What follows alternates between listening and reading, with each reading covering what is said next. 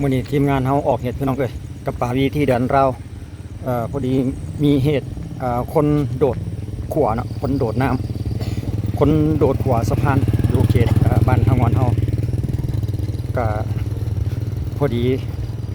อาสาเพื่อช่วยกู้ภัยก็เลยจะพากันออกคนในเวลากลางคืนเพราะว่าผ่านไปแล้ว1 วันเนาะสำหรับเหตุแต่ในเวลานี้ก็เลยจะมาช่วยเหลือเพิ่มเติมอีกในเวลากลางคืนเพื่อค้นหาผู้ประสบเหตุเนาะคือเจตนาโดดขัวนั่นเองตอนนี้เขากำลังจะลงเรือเพื่อไปสำรวจตามสายน้ำเงิมอีกทีหนึ่งว่าจะเห็นบ่อเนาะถึงอย่างไรก็ยาทีมงานเขานี่ก็จะค้นหาทั้งกลางเว้นทั้งกลางคืนสลับกับเปลี่ยนกันไปเพื่อช่วยเหลือแล้วก็สร้างความอบอุ่นให้แก่ผู้สูญเสียแล้วเนาะตอนนี้ก็อยู่เฮือนแพเขาก็จะลงเรือไปทีมงานไทยเขาก็หลายเลยเรือ2 ลำนำกันจะมีทีมกู้ภัยในทางเจ้าภาพเพิ่นได้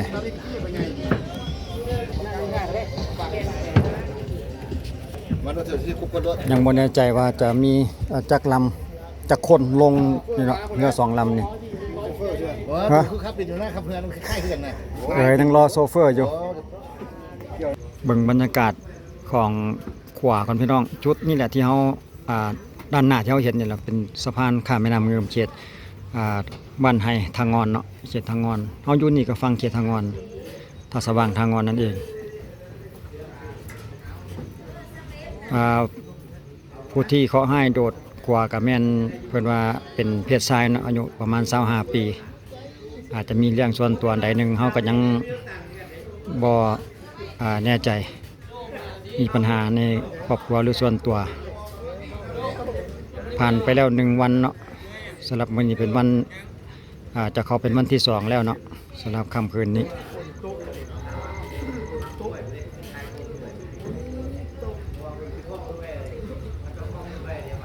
แล้วต้องรอทีมนี้มาทุกคนแล้วก็จังชุดของเขาจะลงไปเป็นอีกหอบใหม่เนาะสลับจับเปลี่ยนกัน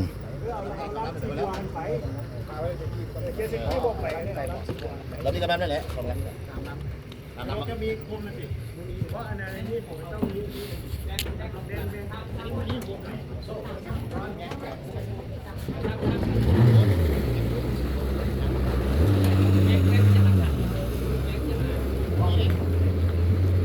เอาแบบสเก็ตจี้ได้สมมติหนึ่งเนาะสำหรับปูไฟแท้กำลังแบบมาหูเห็นแต่เสียงแบบทีมงานกู้ภัยของนาคน้อยเนาะ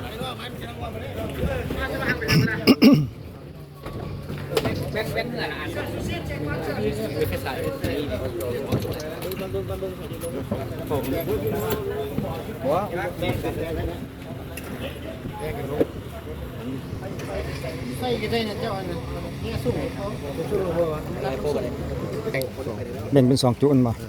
2 ลำลง2 ฝากข้าง2 ริมฝั่ง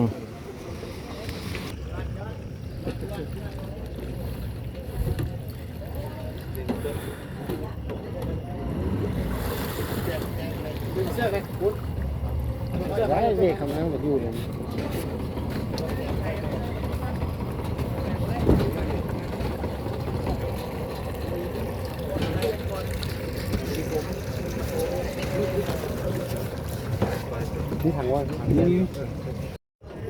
อยู่ในช่วงระหว่างกำลังจัดทีมลง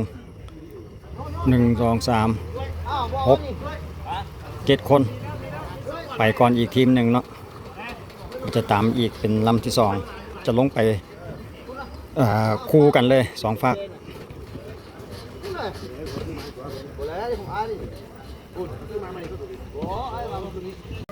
เอาขึ้นมาพักปรากฏว่ายังไม่ได้พบเห็นพี่น้องเลยกับอาจจะมีอุปสรรคแน่เพราะว่ามันเป็นช่วงเวลากลางคืนเนาะตอนนี้เข้ามาเทียบเพื่อรอจังหวะให้เวลาห่างกันอีกกับทีมงานของเฮานี่ก็จะได้ตรวจสอบกันแลนกันค้นหาตลอดทั้งคืนเลยนะมื้อนี้เนาะเพื่อความแน่ใจกับทีมค้นหาใต้น้ำเนาะนาคน้อยนั่นเอง มาช่วยเหลือสำหรับเรือลำนี้มาจากทางทีมงานกู้ภัยเพื่อนนั่นเองเนาะ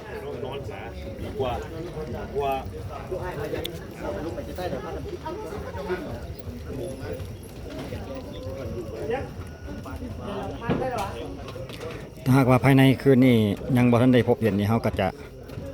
สืบต่อในตอนเช้าเป็นมื้ออื่นสืบต่อในมื้ออื่นตอนเช้าอีกเทีนึงสำหรับตอนนี้ทีมงานกู้ภัยเฮากำลังขึ้นมาเพื่อพักผ่อนก่อนเนาะให้เวลามันห่างประมาณชั่วโมงหนึ่งหรือ2 ชั่วโมงจะลงรออีกเป็นช่วงไปทั้งคืนถ้าว่าภายในคืนนี้บ่พบเห็นเขาก็จะสืบต่อในมื้ออื่นสำหรับจุดนี้ก็คือจุดที่ว่าทางญาติพี่น้องเพิ่นเนาะทางญาติพี่น้องเพิ่นมารวมตัวเพื่อจะลุ้นฟังข่าว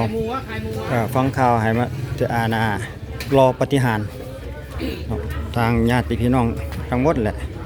ถือว่ากับทั้งกลางวันทั้งกลางคืนตลอด24 ชั่วโมงในช่วงเวลานี้เนาะที่อบอุ่นกันเพื่อรอฟังข่าวดีจุดนี้เป็นจุดศูนย์รวมของญาติพี่น้องเพื่อนนั่นเองเนาะ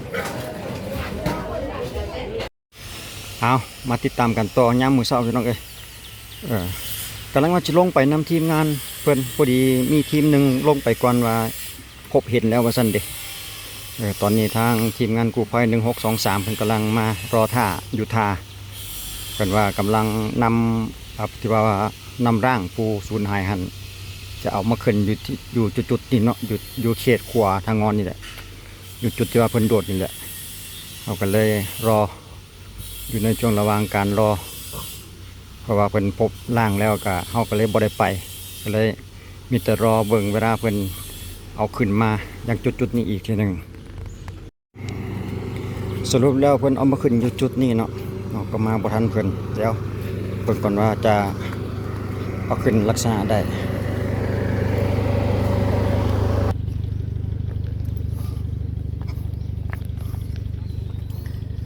เพิ่นใส่กระโหลกเรียบร้อยเนาะกำลังนำร่างขึ้นมา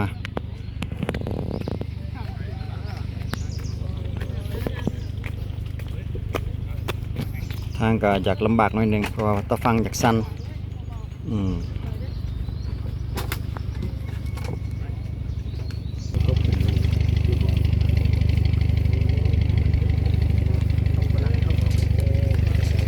ก็ปรากฏว่าจากจุดที่ว่าเพิ่นโดดลงไปหาจนไปพ่อเพิ่นที่ว่าร่างของเพิ่นหั่นน่ะอยู่ระยะทางประมาณ10 กิโลเมตรว่าซั่นเด้ไปไกลพอสมควรก็เหตุเกิดตั้งแต่มันประมาณ2 โมงของวันที่23เนาะเดือนกุมภาพันธ์ปี2026ก็ได้มาพบร่างในเวลา8 โมงของวันที่25ก็เป็นมือที่3เนาะพบร่างแต่ว่าระยะทางยาวไกลประมาณ10 กิโลเมตรน้ำกันอยู่ทางเหนือขวาจุดที่ว่าเพิ่นเอาร่างของผู้ประสบเหตุเนี่ยเนาะผู้เสียชีวิตขึ้นมาก็แสดงความเสียใจต่อครอบครัวของผู้สูญเสียเนาะแล้วก็ให้ดวงวิญญาณของผู้เสียชีวิตท่านไปสู่สุคติ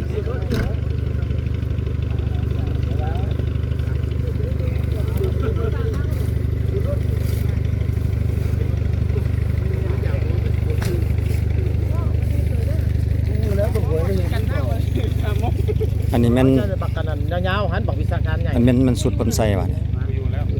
บ่มันไปพุ่นมันเขาก็จะเห็นทางใหม่อ๋อสุดของกู้ภัยสุดของกู้ภัยเพิ่นที่ลงเก็บกำศพของเพิ่นนั่นเองเนาะ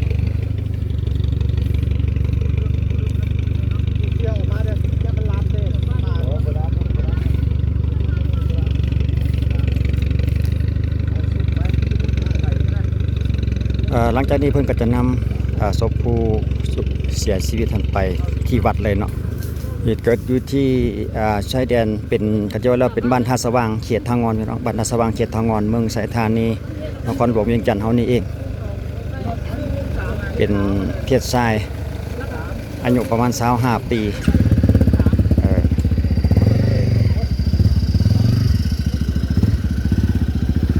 ก็ ก็ใช้เวลาอยู่ค้นหาตั้งแต่วันที่23เลยพี่น้องทีมงานกู้ภัยแล้วก็ทางภาคส่วนของการจัดตั้งบ้านแดเนาะประกอบส่วนกันค้นหาตั้งแต่วันที่23ก็จนมาฮอดวันที่25ตอน8 โมงก็รู้สึกว่าพบร่างของผู้เสียชีวิตเป็นที่เรียบร้อยต่อไปก็เป็นการนำศพผู้เกี่ยวไปทำพิธีทางศาสนาอีกเป็นขนาดต่อไป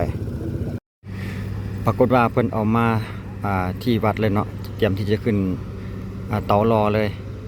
สรุปแล้วมาอยู่ที่วัดบ้านท่าสว่างเพราะว่าจุดเกิดเหตุอยู่ที่บ้านท่าสว่างนะผมมาเพิ่นก็บ่อยากข้ามไปบ่อยากข้ามบ้านว่าซั่นต่อไปเนาะตอนนี้กำลังเตรียมเพื่อจะนำโลงเข้ามาใส่ในเตารอ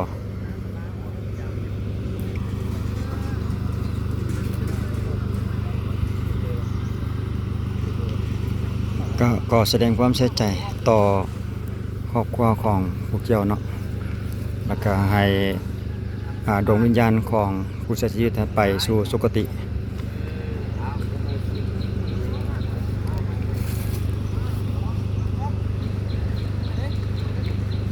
เพิ่นก็จะบ่ได้เอาไปทางอื่นทางใดเนาะเข้ามาวัดเลย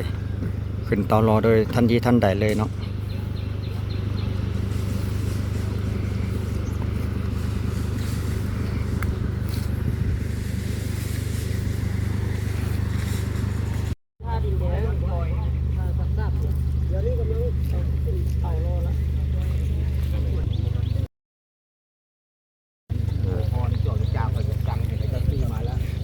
ก็ลงเรือเฉพาะเพียงหูบถ่ายพี่น้องเอ้ยโอ้ยังหนุ่มยังน้อยอยู่ หลังจากนี้เพิ่นก็จะทำพิธีทางศาสนามอบให้ทางสารวัตรและครูบาอาจารย์เพิ่นคลิปวิดีโอเฮาก็จบเพียงเท่านี้พี่น้องเอ้ยก็ขอบใจและอยู่ดีมีแห้งก็ทุกท่านที่เข้ามาติดตามและรับชมใช้ชีวิตโดยมีสติพี่น้องเอ้ยก็ให้อยู่รอดปลอดภัยโชคดีมีชัยทุกท่านที่เข้ามาเห็นคลิปวิดีโอนี้เนาะฉะนั้นแล้วเฮาก็ขอจบเพียงเท่านี้พี่น้องเอ้ยขอบใจอีกเทื่อนึงไว้เจอกันในคลิปต่อไปขอบใจสบายดี